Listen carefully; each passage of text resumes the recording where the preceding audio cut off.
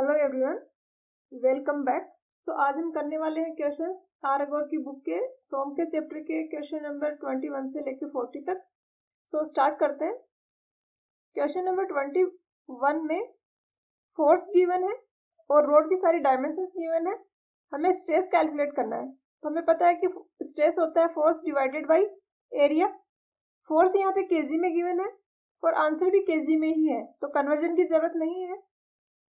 अगर force KG में होता, आंसर न्यूटन में होता, तो केजी को न्यूटन में कन्वर्ट करने के लिए 9.8 से मल्टीप्लाई करना पड़ता, क्योंकि जी की वैल्यू 9.8 होती है। तो यहाँ पे डायरेक्टली 3000 को 5/4 इंटू 2 का स्क्वायर से डिवाइड कर देना है। एग्जैक्टली कैलकुलेट करने की जरूरत नहीं है, ऑप्शन काफी दूर है, तो अप्रोक्सीमेशन से कर सकते हो। आंसर आ जाएगा ऑप्शन सी। नेक्स्ट में पूछा है, कोई बट जॉइंट है जिसमें 2 कवर प्लेट्स है, 2 रोज ऑफ रिवेट्स हैं। तो इसके लिए हमें एग्जांपल देखते हैं, डायग्राम देखते हैं। बट जॉइंट होता है वो कुछ इस तरीके से होता है। ये एक प्लेट है और ये दूसरी प्लेट है।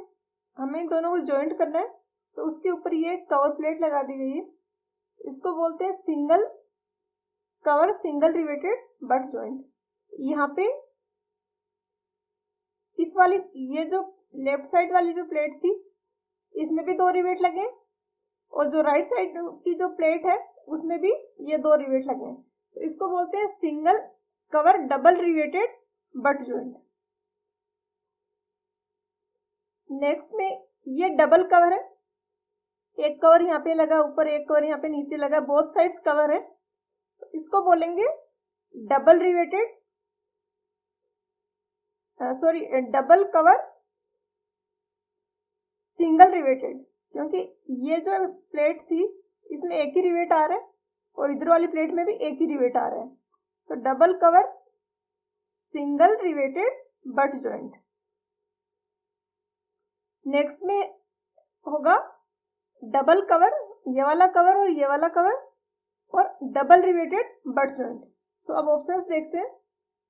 सो ऑप्शंस में देखेंगे तो डबल कवर तो दिया है, उसमें 2 प्लेट्स है, 2 कवर प्लेट है। तो डबल रिवेटेड का एक ही ऑप्शन है यहाँ पे, तो आंसर हो जाएगा option D, double riveted. Next है कि कहीं पे रिवेट्स लगे हुए हैं जहां पे एडजेसेंट रोज है वो स्टैगर्ड है, और आउटर मोस्ट रो में ओनली 1 रिवेट है। तो इस टाइप के अरेंजमेंट को क्या बोलेंगे? तो इस टाइप के अरेंजमेंट को बोलते हैं डायमंड रिवेटिंग। एक डायग्राम देख लेते हैं कैसे दिखता है डायमंड रिवेटिंग।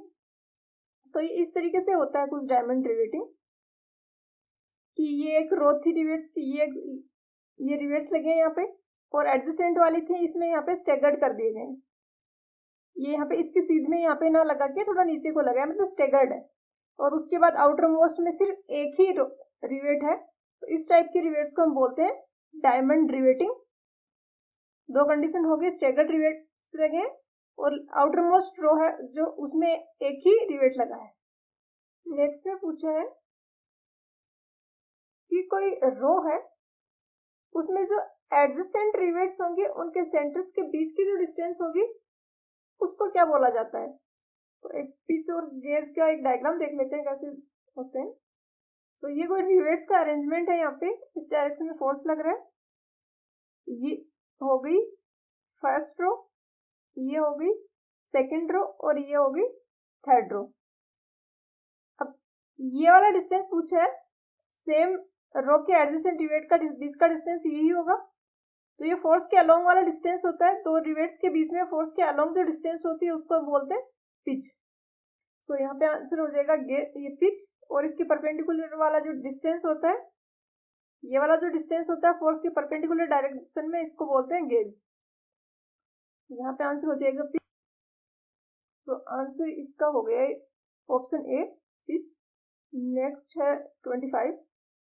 तो नेक्स्ट में पूछा है कि फेलियर जो होता है रिवेटेड जॉइंट का वो किस किस तरीके से हो सकता है?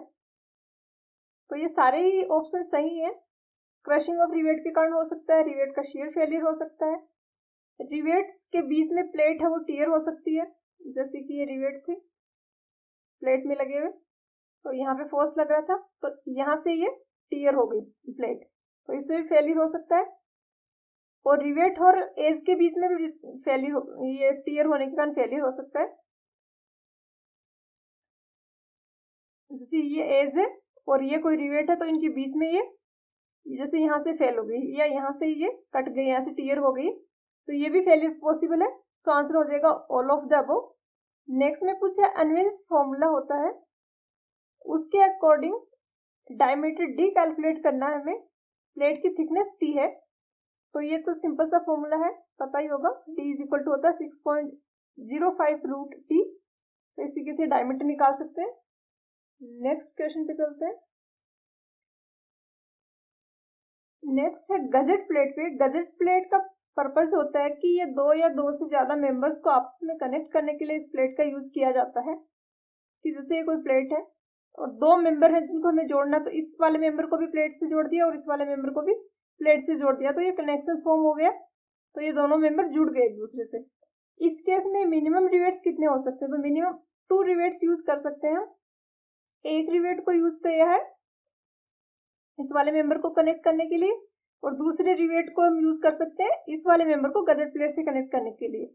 ये मिनिमम है, वैसे ज्यादा होते हैं लेकिन मिनिमम पूछे तो मिनिमम 2 ही रिक्वायर्ड है दोनों मेंबर्स को कनेक्ट करने के लिए। सो आंसर हो गया ऑप्शन बी। नेक्स्ट में पूछा है कि डायमंड रिवेटिंग में जो सबसे वीकर सेक्शन होगा वो कौन सा होगा। तो डायमंड रिवेट वाले डायग्राम पे चलते हैं फिर से। ये डायमंड रिवेट्स है, तो डायमंड रिवेटिंग में फेल हो अगर स्ट्रक्चर, तो अगर या तो ये होगा कि ये वाला रिवेट फेल हो जाए और ये वाला पार्ट इधर अलग हो जाए, तो ये 1 डेज पे फेल हो सकता है, या ये 2 डेज वाले पे फेल हो सकता है। 2 डेज पे फेल होगा तो कैसे होगा कि ये दोनों के बीच में ये वाली प्लेट टीयर हो गई, तो इसकी स्ट्रेंथ हो जाएगी B-2D, क्योंकि 2 डायमीटर के होल आ गए तो इस प्लेट की स्ट्रेंथ इतनी कम हो गई है, into T plus RV. RV यहाँ पे रिवेट वैल्यू है, क्योंकि अगर ये वाला रिवेट नहीं फेल हुआ तो यहाँ से अगर कट के अलग भी हो गया तो भी ये प्लेट जुड़ी रहेगी, तो ये बिल्कुल डिटैच हो जाए, उसके लिए यहाँ से तो टीयर फेलियर हो और प्लस ये वाला रिवेट फेल हो। नेक्स्ट वाले सेक्शन के लिए निकालेंगे तो 3 तो ये होल लगे हुए हैं, तो ये प्लेट यहाँ से और यहाँ से और यहाँ से, ये प्लेट यहाँ से फेल हो पूरी क्रॉस इस 3 डेज वाले सेक्शन से। तो इसके लिए प्लेट की स्ट्रेंथ होगी B-3D, या तो प्लेट की स्ट्रेंथ होगी प्लस ये वाला रिवेट और ये वाला रिवेट भी फेल होना चाहिए कंप्लीटली डिटैच होने के लिए, तो यहाँ पे हो जाएगा 3RV। आरवी यहाँ पे रिवेट वैल्यू है। तो इस तरीके से हम कैलकुलेट कर सकते हैं। और मिनिमम जो आता है ये इसके लिए आता है, जो सेक्शन 1 डेज वाला है ये सबसे क्रिटिकल सेक्शन होता है, क्योंकि इसके अलोंग जो स्ट्रेंथ आती है वो सबसे कम आती है। इसके अलोंग स्ट्रेंथ होगी B-D इंटू टी, क्योंकि इस रिवेट को फेल होने के लिए किसी और रिवेट की फेलियर होने की जरूरत नहीं है। ये आउटर पे है तो यहाँ से प्लेट फेल होगी तो ये डिटैच हो जाएगी। तो आउटर मोस्ट वाला जो रिवेट है वो सबसे ज्यादा क्रिटिकल होता है। सो यहाँ पे आंसर हो जाएगा option A, first row. Next में पूछा है जो हमने ऊपर किया वैसा ही कुछ है। बी विड्थ है, डी डाया है रिवेट्स का, और एफिशिएंसी निकालनी है जॉइंट की। एफिशिएंसी होगी कि प्लेट की क्या स्ट्रेंथ थी पहले और रिवेट्स लगाने के बाद प्लेट की क्या स्ट्रेंथ होगी, इनका रेशियो होता है। तो पहले ये बी विड्थ की, ये बी थी ये डायमेंशन और ये प्लेट थी, तो इसकी थिकनेस थी बी इंटू टी। अब यहाँ पे एक रिवेट आ गया, रिवेट के कारण इसकी स्ट्रेंथ हो गई कम, क्योंकि यहाँ पे होल आ गया, यहाँ पे हमने रिवेट लगा दिया है। तो अब प्लेट की स्ट्रेंथ हो जाएगी B-D इंटू टी। एफिशिएंसी कितनी होगी जॉइंट की, कम वाला ऊपर आएगा तो कम स्ट्रेंथ ऊपर आ जाएगी B-D अपॉन में यहाँ पे आ जाएगा B, जो प्लेट की खुद की स्ट्रेंथ थी। तो यहाँ पे आंसर हो जाएगा B-D अपॉन B, तो आंसर हो जाएगा ऑप्शन बी। नेक्स्ट, ये सारे बेसिकली स्टील के क्वेश्चंस हैं, लेकिन सॉन्ग के चैप्टर में डाल दिए हैं ऑथर ने, तो ये यहीं पे सॉल्व कर लेते हैं। नेक्स्ट में बोला है कि कहीं पे ब्रैकेट है, कनेक्शन है, असेंट्रिक लोडिंग है, मोमेंट P है, तो टेंजेंशियल फोर्स डेवलप होगा किसी रिवेट पे, वो क्या होगा। तो वैसे तो ये फॉर्मूला होता है, आपको पता होना चाहिए, लेकिन इस क्वेश्चन में अगर फॉर्मूले में पता नहीं है तो भी हो जाएगा। डायमेंशन देखोगे इसमें यहाँ पे ये नहीं पॉसिबल है, क्योंकि डायमेंशन टेंजेंशियल फोर्स की पूछती है जो आनी चाहिए न्यूटन में, तो इसमें तो रूट m आ रहा है, तो न्यूटन का रूट आएगा, तो ये नहीं हो सकता। इसमें न्यूटन नीचे आएगा क्योंकि मोमेंट नीचे आ रहा है, ये भी नहीं हो सकता, ये भी नहीं हो सकता, और ये आंसर हो जाएगा। तो फॉर्मूला नहीं पता है तो काफी बार इस तरीके से भी क्वेश्चन हो जाते हैं, तो क्वेश्चन को बिना देखे स्किप ना करें और सारे ऑप्शन जरूर देखें एक बार। नेक्स्ट क्वेश्चन पे चलते हैं। इनकरेक्ट स्टेटमेंट हमें फाइंड करना है। कंपेरिजन हो रहा है वेल्डेड कनेक्शन का और रिवेटेड कनेक्शन का।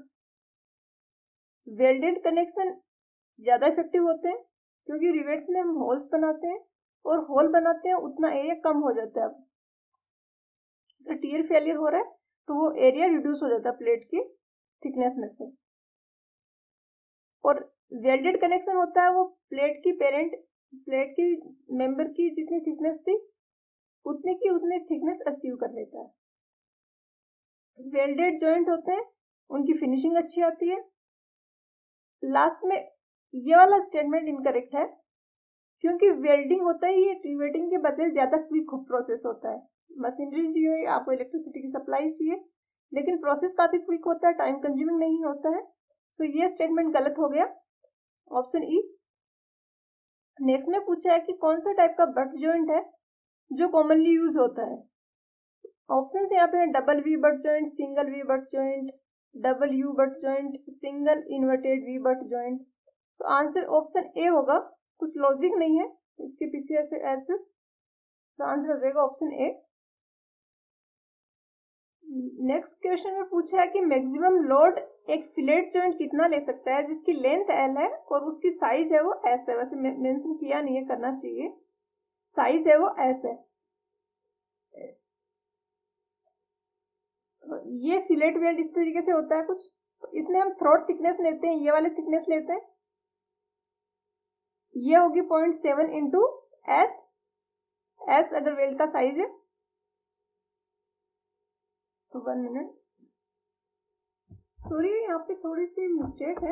एक्चुअली उन्होंने दिया नहीं है कि एस क्या है, और मोस्टली एस होता है वो वेल्ड साइज के लिए यूज होता है सिंबल, लेकिन इन्होंने जो शियर स्ट्रेस आ रहा है वेल्ड पे उसके लिए यूज किया।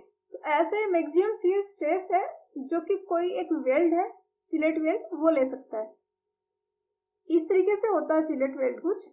इसमें इस वाले डायमेंशन को हम बोलते हैं वेल्ड साइज, और ये वाली जो डायमेंशन होती है हाइपोटेनस के परपेंडिकुलर वाली, इसको बोला जाता है थ्रोट थिकनेस। और ये वाला क्रिटिकल सेक्शन होता है वेल्ड के फेल होने के लिए। तो यहाँ पे इसकी स्ट्रेंथ निकालते हैं, तो अगर कुछ मेंशन नहीं किया है तो थ्रोट थिकनेस लेना है 0.7 इंटू वेल्ड साइज। अगर ये एंगल 90 डिग्री ना होके कुछ कम ज्यादा हो तो ये वैल्यू चेंज होती है, लेकिन स्टैंडर्ड केस में इसको 0.7 लेते हैं। तो 0.7 इंटू वेल्ड साइज इंटू यहाँ पे आ जाएगा स्ट्रेंथ, जो उसकी स्ट्रेंथ है, इंटू, या फिर यहाँ पे लेंथ लिख सकते हो, ये लेंथ मल्टीप्लाई बाई स्ट्रेस। तो ये बेसिकली इफेक्टिव एरिया आ गया जो कंट्रीब्यूट कर रहा है, और ऐसे यहाँ पे शीयर स्ट्रेंथ है, तो एरिया को स्ट्रेंथ से मल्टीप्लाई करेंगे तो यहाँ पे आ जाएगा लोड। मैक्सिमम इतना लोड कोई फिलेट वेल्ड है तो वो ले सकता है। तो आंसर आ जाएगा ऑप्शन ए। बट इसको मेंशन करना चाहिए था कि ऐसा वो किस सिंबल के, ये सिंबल है वो किसके लिए यूज किया जा रहा है। नेक्स्ट है, इसमें यहाँ पे कोई दो मेंबर है जो कि कनेक्टेड है वेल्ड से, और हम एक मेंबर को रोटेट कर रहे हैं, तो रोटेशन के अगेंस्ट जो रेजिस्टेंस आएगा उसके बारे में पूछ रहा है। तो हम एक एग्जांपल लेते हैं कि ये एक प्लेट है और इसके नीचे ये कोई दूसरी सर्कुलर रोड है जो कि कनेक्टेड है, और ये वेल्डिंग से यहाँ पे कनेक्ट किया हुआ है, तो इसमें वेल्डिंग की हुई है। इसको अगर हम टॉर्क देते हैं और इसको हम रोटेट करने का ट्राई करेगा, ये टॉर्क होगा इसको, और टॉर्क अगर टी लग रहा है तो किसी मेंबर पे शियर स्ट्रेस आएगा, उसका फॉर्मूला होता है ये। तो हम कह सकते हैं कि शियर स्ट्रेस होगा वो प्रोपोर्शनल होगा आर के, क्योंकि टी और जे तो कांस्टेंट है। तो टाउ होगा वो शियर स्ट्रेस होगा वो प्रोपोर्शनल होगा आर के, आर रेडियल डिस्टेंस है सेंटर से। तो जो मोस्ट डिस्टेंस पॉइंट होगा उसके लिए आर सबसे ज्यादा होगा, और वहीं पे टॉर्जन के कारण शियर स्ट्रेस ज्यादा आ रहा होगा। तो वेल्ड जो है वो मैक्सिमम शियर स्ट्रेस वहां पे रजिस्ट करेगा जहां पे मैक्सिमम शियर स्ट्रेस आ रहा है, और मैक्सिमम शियर स्ट्रेस वहां पे आएगा जहां पे आर की वैल्यू सबसे ज्यादा है। तो आंसर हो जाएगा मोस्ट डिस्टेंट पॉइंट। नेक्स्ट है कि ये प्लेन है, मैक्सिमम ये प्रिंसिपल प्लेन है, यहाँ पे मैक्सिमम प्रिंसिपल स्ट्रेसेस होते हैं। प्रिंसिपल प्लेन की डेफिनेशन ये है कि प्रिंसिपल स्ट्रेसेस होते हैं मैक्सिमम होते हैं, और शियर स्ट्रेस होता है वो जीरो होता है। ओनली नॉर्मल स्ट्रेसेस होते हैं वहाँ पे जो मैक्सिमम होते हैं, कंप्रेसिव या टेंसाइल, और शियर स्ट्रेस होगा वो जीरो होगा। तो आंसर हो जाएगा option C, no shear stress act.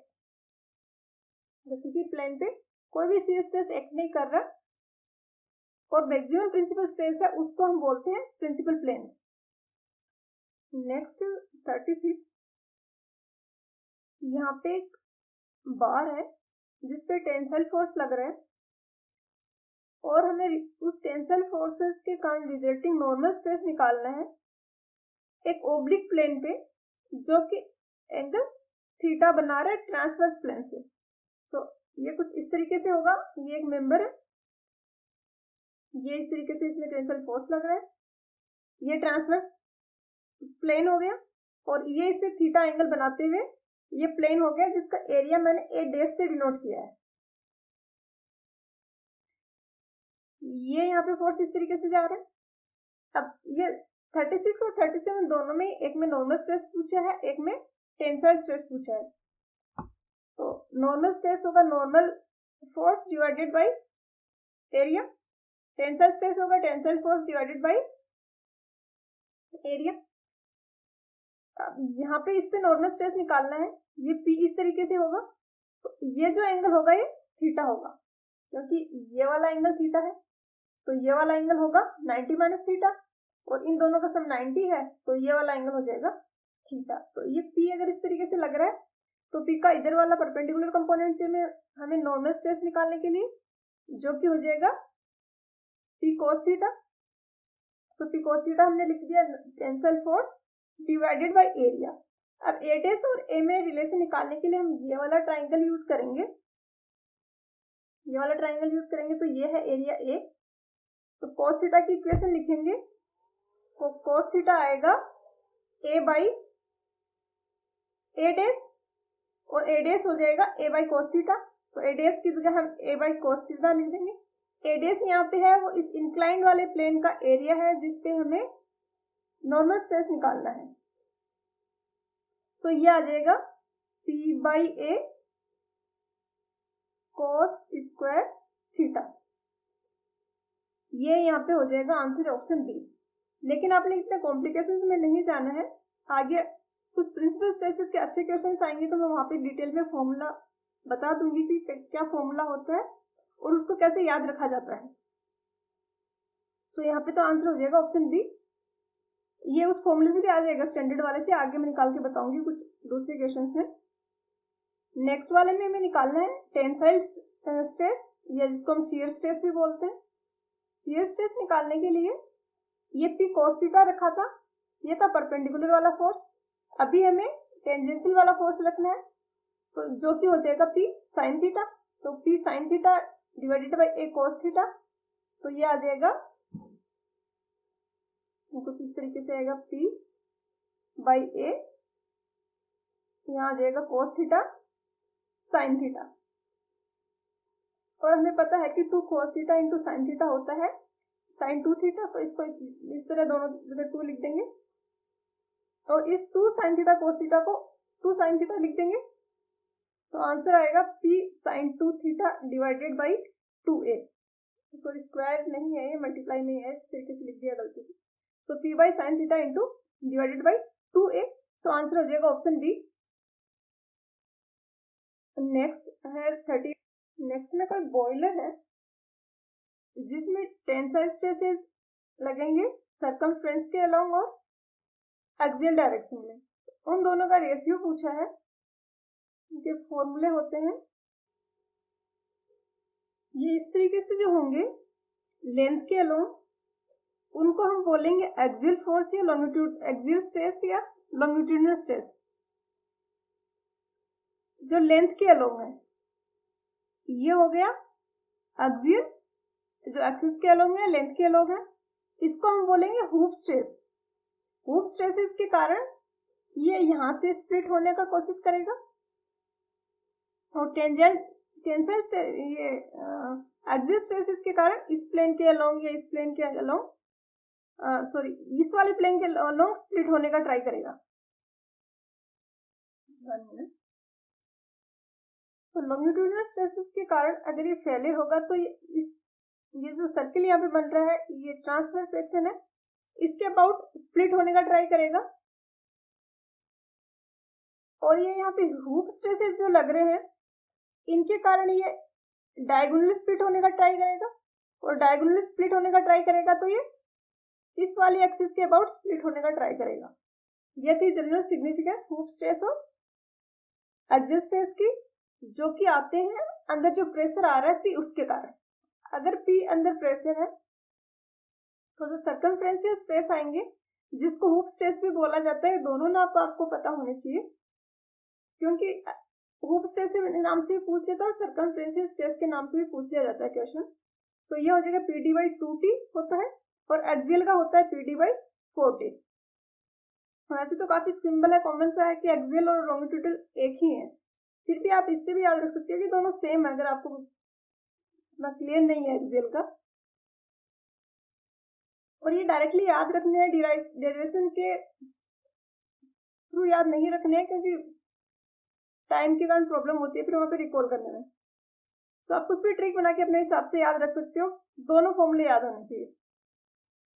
और दोनों अगर याद है तो ये आंसर आराम से हो जाएगा, आंसर हो जाएगा ऑप्शन सी, क्योंकि यहाँ पे पूछा है सर्कमफ्रेंशियल, तो ये PD by 2T divided by PD by 4T, तो यहाँ पे आंसर आ जाएगा 2। तो आंसर हो गया ऑप्शन सी। इसको इस तरीके से भी आप याद रख सकते हो कि हूप और टू ये कुछ सिमिलर से साउंड कर रहे हैं, टू और हूप का हूप। तो ये जनरल में एक आइडिया दे रही हूँ, इस तरीके से ट्रिक बना सकते हो आप याद रखने के लिए। तो नेक्स्ट क्वेश्चन पे चलते हैं 39। यहाँ पे कोई बार है रेक्टेंगुलर जिसमें दो परपेंडिकुलर टेंसाइल फोर्सेज हैं। तो ये बार कुछ इस तरीके से होगी और ये टेंसाइल फोर्स है और ये दूसरा टेंसाइल फोर्स है, मैग्नीट्यूड दोनों का सेम है। और इसके कारण इसका जो एलोंगेशन होगा लेंथ में, किसी भी डायमेंशन में इसका एलोंगेशन निकालना है। तो अगर इस डायमेंशन का एलोंगेशन निकालें तो ये होगा P बाई E, क्योंकि stress upon strain is equal to होता है E। तो stress upon strain is equal to E। तो स्ट्रेन हमें निकालना है तो ये हो जाएगा स्ट्रेस बाई E। तो ये जो P प्रेशर लग रहा है इसके कारण इस वाली जो डायमेंशन में जो स्ट्रेन आएगा वो इतना होगा। ये जो दूसरा परपेंडिकुलर वाला जो टेंसाइल फोर्स लग रहा है इसके कारण भी कुछ स्ट्रेस आएगा, सॉरी स्ट्रेन आएगा इस डायरेक्शन में। वो निकालने के लिए पहले हम जिस डायरेक्शन में फोर्स लग रहा है उसी में निकाल लेते हैं, फिर m की हेल्प से हम कन्वर्ट कर लेंगे। अब यहाँ पे मैं अगर पूछूं कि ये वाली जो डायमेंशन है, ये वाली डायमेंशन है, इसमें कितना स्ट्रेन होगा, तो इसमें स्ट्रेन होगा P बाई E। और दूसरा हमें m का फॉर्मूला पता है कि 1 by m is equal to minus lateral strain upon longitudinal strain. और लॉन्गिट्यूडनल स्ट्रेन है P बाई E, तो लेटरल स्ट्रेन हो जाएगा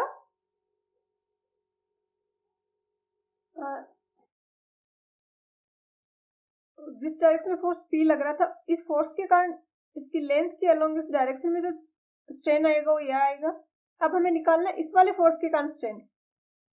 तो एक फॉर्मूला होता है 1/m equal to minus lateral strain upon longitudinal strain. Lateral strain यहाँ पे होगा, अगर P इस डायरेक्शन में लग रहा है, इसके कारण जो इस डायरेक्शन में स्ट्रेन आएगा वो होगा लॉन्गिट्यूडनल स्ट्रेन, और इस डायरेक्शन में आएगा वो होगा लेटरल स्ट्रेन। तो पहले हम ये फोर्स की डायरेक्शन का लॉन्गिट्यूडनल वाला निकाल लेंगे, जो कि होगा P/E इस डायरेक्शन में भी, और फिर लेटरल वाला निकालेंगे तो ये P/E रख दिया लॉन्गिट्यूडनल की जगह, और नीचे आ जाएगा m इस वाले फॉर्मूले से। तो माइनस P/m माइनस क्यों आ रहा है? क्योंकि इधर अगर टेंसाइल फोर्स लग रहा है